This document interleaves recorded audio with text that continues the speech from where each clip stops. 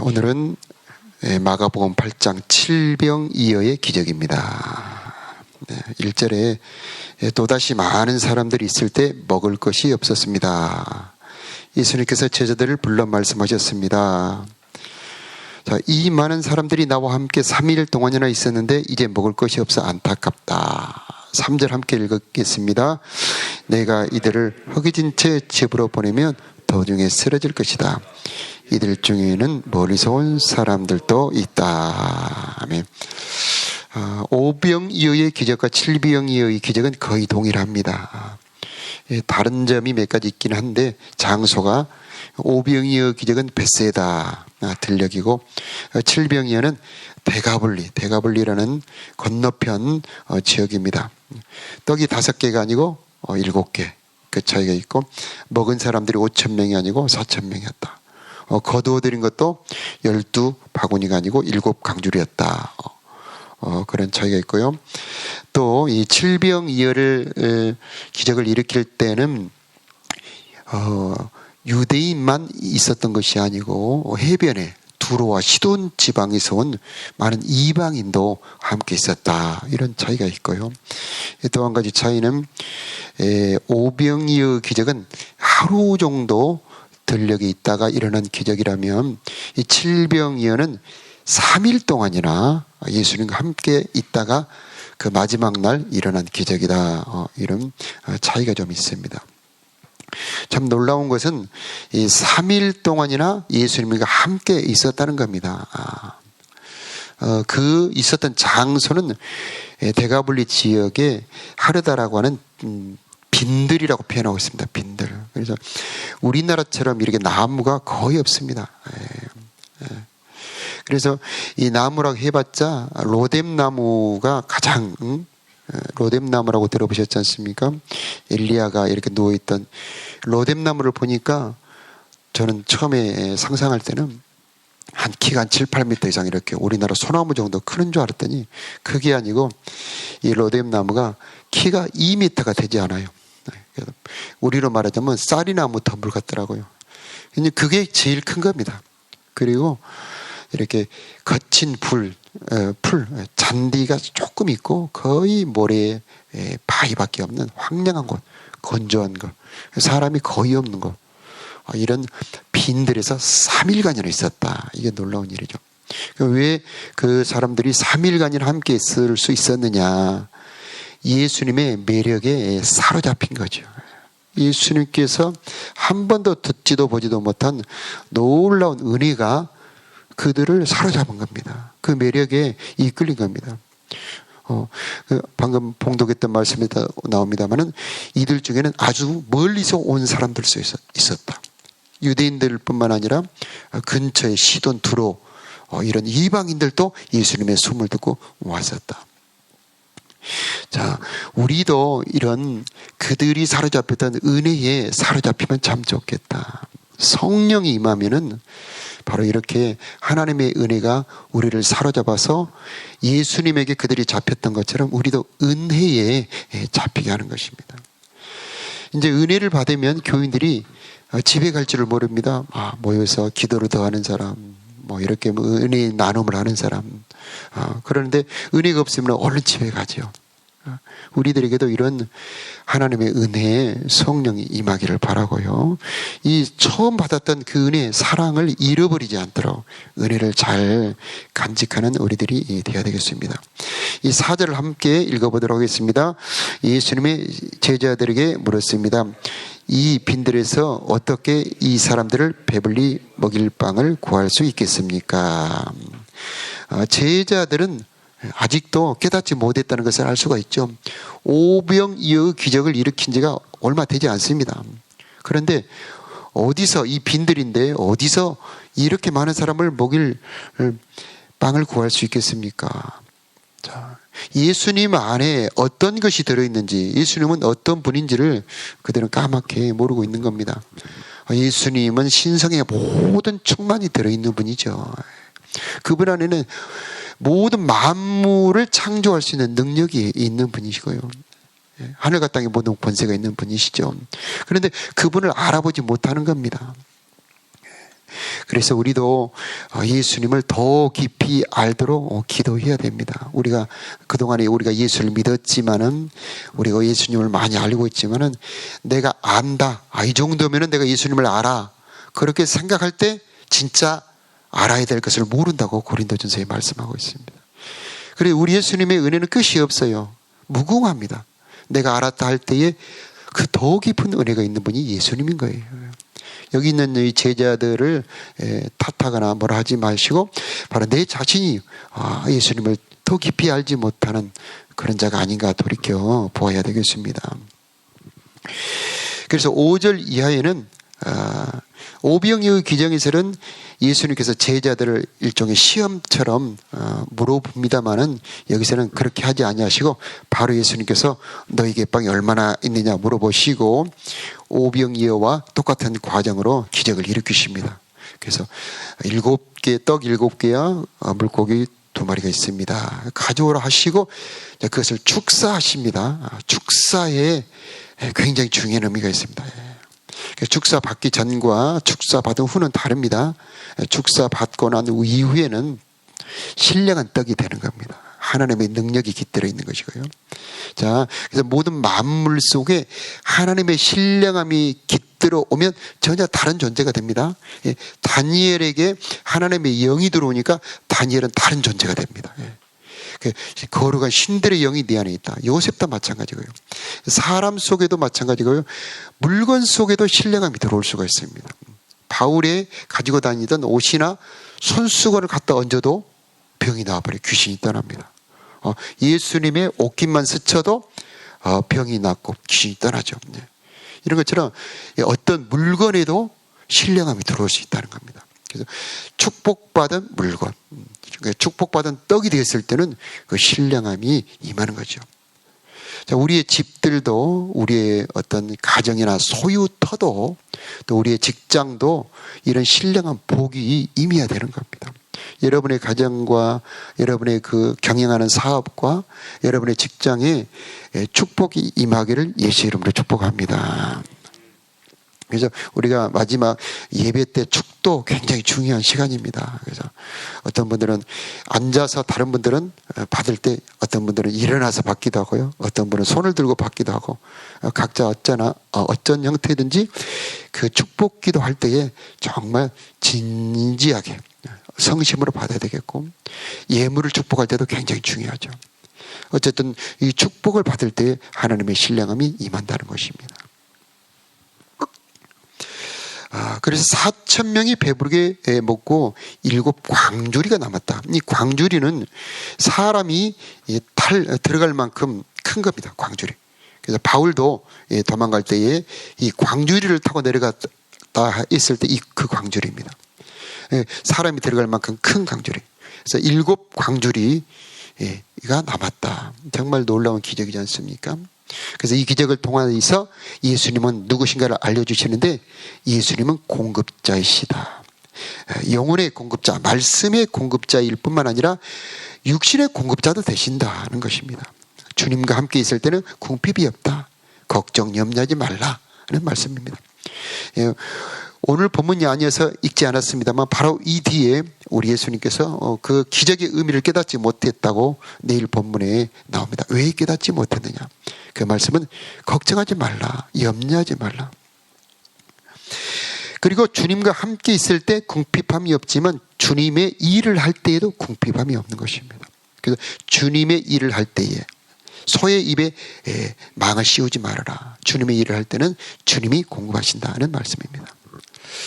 잠깐 여기서 기사와 표적, 이 기적의 목적을 한번 살펴보면은 예수님께서 많은 기적을 베푸셨는데 그 기적을 베푸신 목적이 무엇인지를 요한복음 20장 30절, 31절에 말씀을 하고 있는데, 예수님께서 제자들 앞에서 이 책에 기록되지 않은 많은 표적을 행하셨으나 오직 이것을 기록하면 너희로 예수께서 하나님의 아들 그리스도이심을 믿게 하려 하며 또 너희로 믿고 그 이름을 힘입어 생명을 얻게 하려 함이라. 그래서 기적은 마치 안내 표지판처럼 이분은 그리스도이십니다 하는 것을 말씀을 하고 있는 것입니다. 그리고 그 그리스도라면은 그분을 영접하여 믿고 생명을 얻게 하려 합니다 하는 것입니다. 그래서 기적 그 자체도 굉장한 가치가 있습니다. 스로보니게 여인에게 자녀들의 떡을 취하여 개들에게 던짐이 마땅치 않다. 즉 이 기적, 귀신을 쫓아내주고 병을 고쳐주는 것은 마치 떡처럼 귀한 것이라는 말이죠. 그러나 그 기적도 귀하지만은 그 기적이 가르쳐주는 것이 더 귀한 겁니다. 그 기적은 예수라고 하는 분이 바로 그리스도라고 하는 겁니다. 그래서 그분을 영접하라. 그분의 말씀을 믿으라는 겁니다. 그것이 기적의 가장 중요한 목적이 되는 겁니다.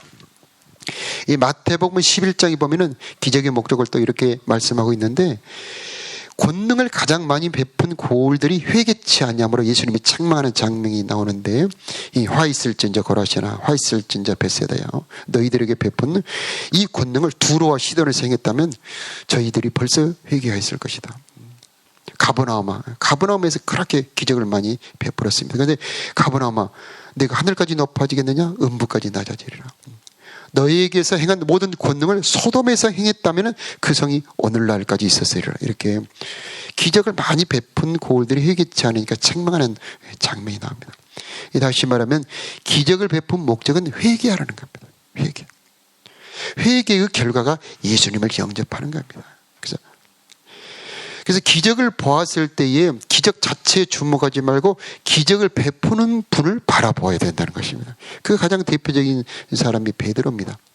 그래서 깊은 데로 가서 그물을 던져라 하니 깊은 데로 가서 그물을 던지니까 고기가 찢어질 만큼 많이 잡히는 겁니다. 사람들이 막 소리를 지르면서 그 고기 잡힌 것을 인하여 놀랄 때 딱 한 사람, 베드로는 고기 잡힌 것을 인하여 놀라는 것이 아니고 고기를 잡으라 하신 그분을 보고 놀란 겁니다.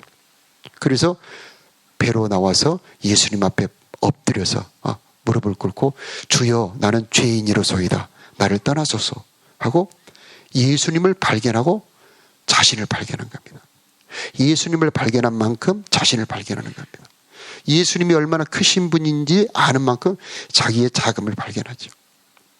기적이 중요하기도 합니다만은 기적을 베푸는 분을 발견해야 기적이 진짜 복이 된다는 것입니다.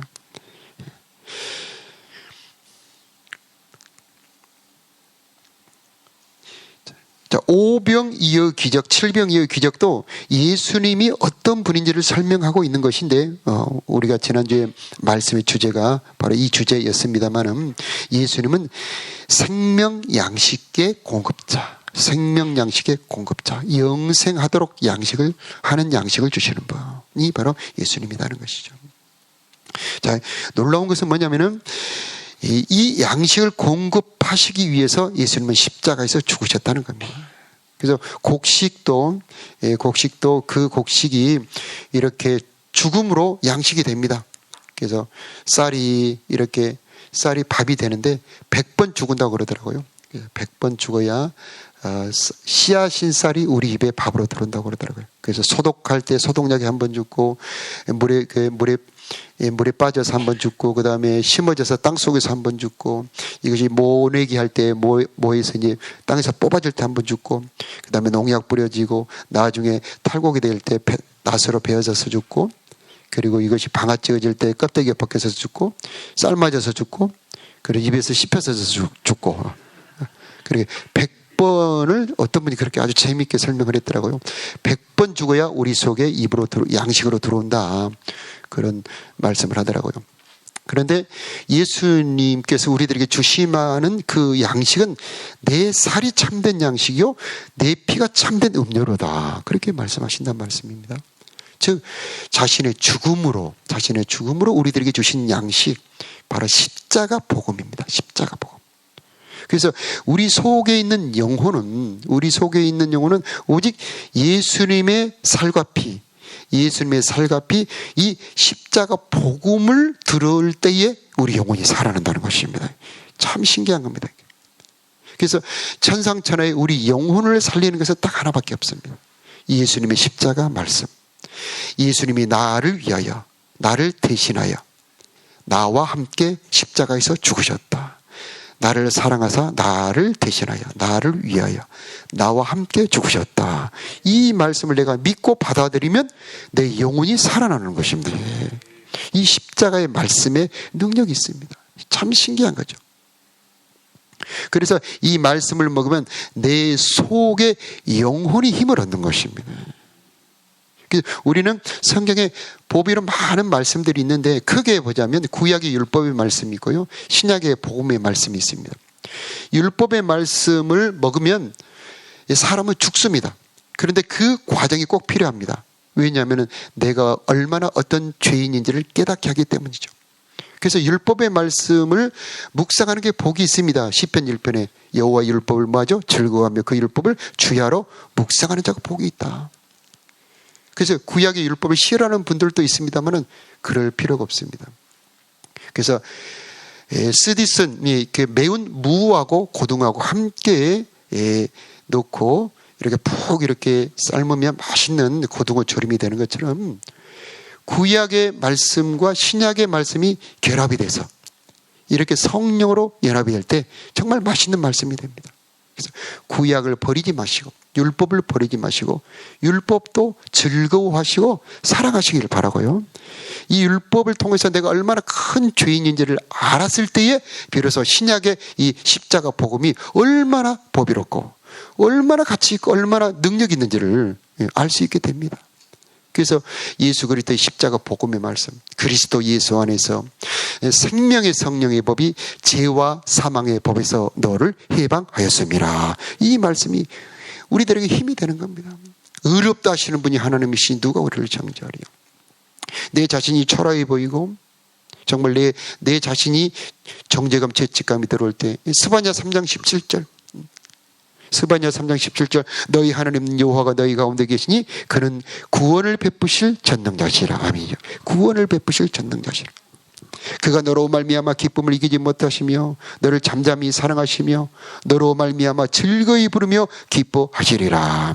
주님이 나를 잠잠히 바라보시고 나를 잠잠히 사랑하시며 나로 인하여 주님이 기뻐하신다. 이 말씀을 먹으면 얼마나 내가 존재하는 것이 하나님께 얼마나 기쁨이 될까. 자식이 있으므로 자식을 보기만 해도 부모가 기쁜 것처럼 하나님이 그냥 나를 바라보기만 해도 주님이 기뻐하시는구나. 이 말씀을 먹으면 내 정죄감이 올라가는 거죠. 내 영혼이 힘을 얻는 겁니다.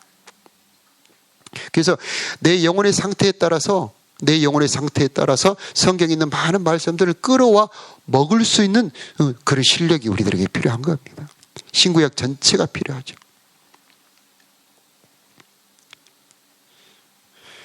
내게 어려운 일이 생겼을 때에 우리는 에레미야 29장 11절 여호와의 말씀이니라 너희를 향한 나의 생각을 아나니 평안이요 재앙이 아니니라 너희에게 미래와 희망을 주는 것이니라.